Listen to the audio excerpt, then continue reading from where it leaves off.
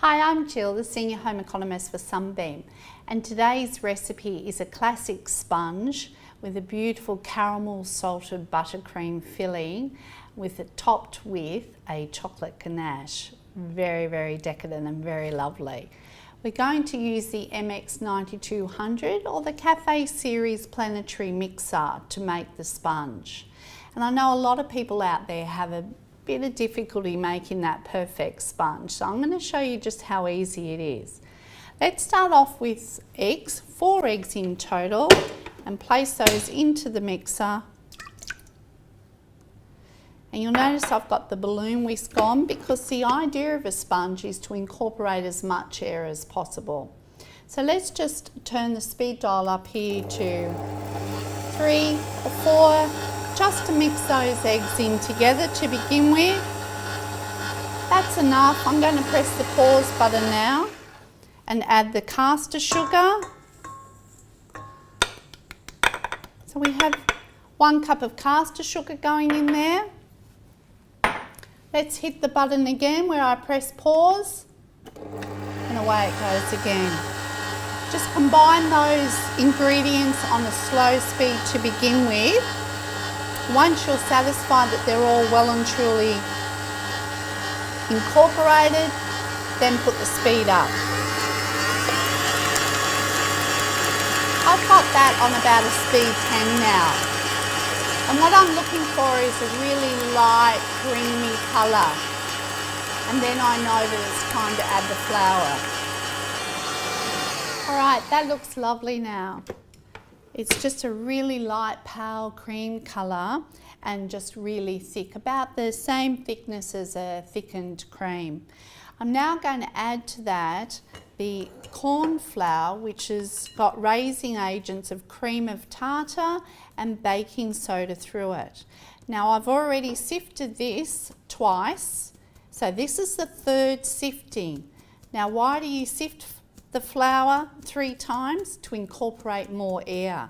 And this is what's going to give you a good result in your sponge. And we'll just fold that through. Now normally when you make a sponge you need to fold this flour through using a metal spoon by hand. But because we can get the mix master down to just half a speed, I can actually use it to do the folding for me. So I'll just place that flour into the mix.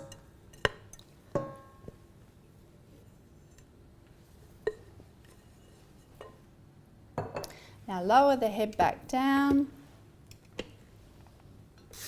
Start from 0 again and then just a half turn of the speed dial. And all I just want to just incorporate those ingredients and no more.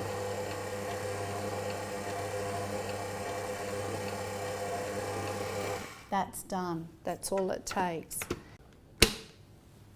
So you can see it's still lovely and thick, nice cream colour.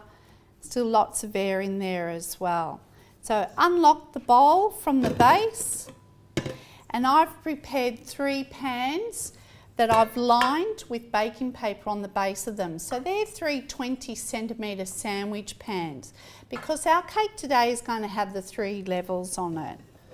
So evenly pour the batter into each of the pans.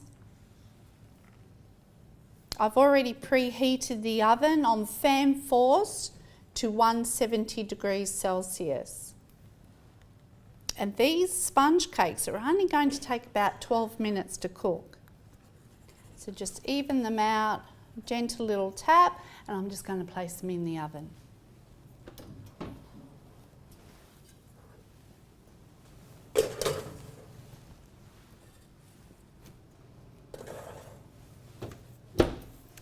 And in 12 minutes, they'll be out of the oven, cool them off, and then we're ready to do the filling.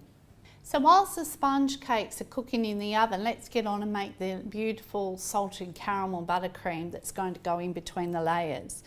I've attached a scraper beater to the planetary mixer, and I'm going to add some butter, which is at room temperature. Don't try and melt the butter in the microwave. It tends to have a bad effect when you're trying to make icing. It just goes too soft. So we'll just give that a small amount of beating just to soften it even further. And the scraper beater has the great ability that it's actually scraping the sides of the bowl as it's going around. So I don't have to get the spatula in there and stop the machine and wipe down the sides. Right, that'll do. I'll press the pause button, lift that. Now the next thing I'm going to add is the caramel. Now this caramel has been made using brown sugar butter and a sugar syrup as well, a combination of all those three.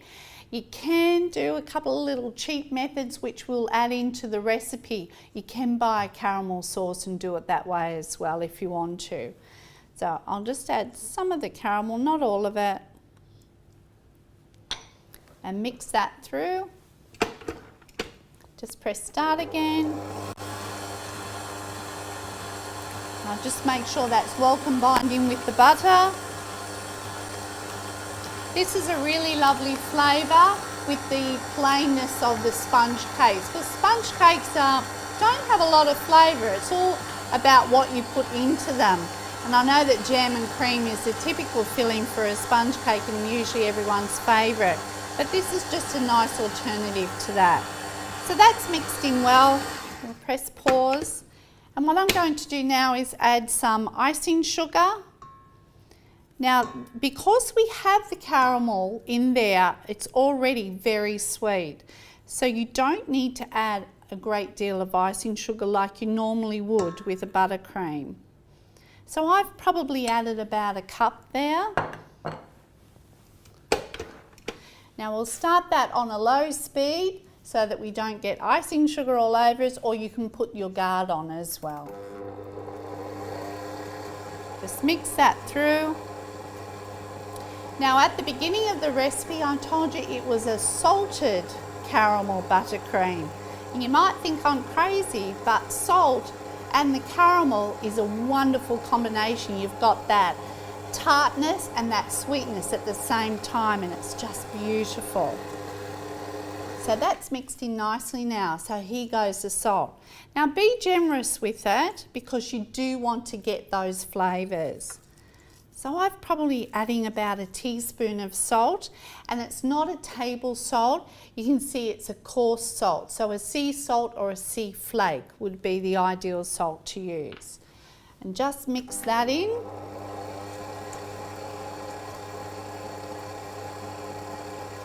And that's all it takes. So that's the salted caramel buttercream all mixed up, ready to go. I'm going to take the cakes out of the oven and then we'll put the cake together. So I've just already done one layer with the buttercream, so now I'll just finish off with the top layer. So it's just a matter of putting the buttercream onto the cake, like so.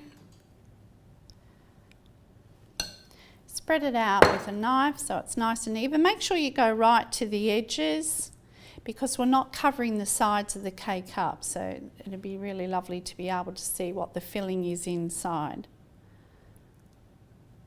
Like that. And then place the lid on top.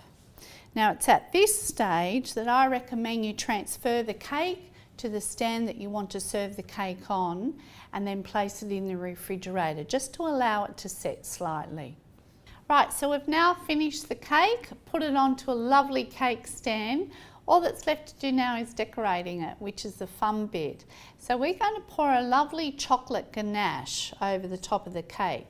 Now a chocolate ganache, it is so easy to make, but it is in the recipe instructions. It's just melted chocolate with cream added to it. And we're going to place it into the centre and then to just ooze it down the sides of the cake. Looks very rich and yummy, and it is. So I'll put some more on there. Just encourage it to go down the sides of the cake just to give the cake a little bit of interest.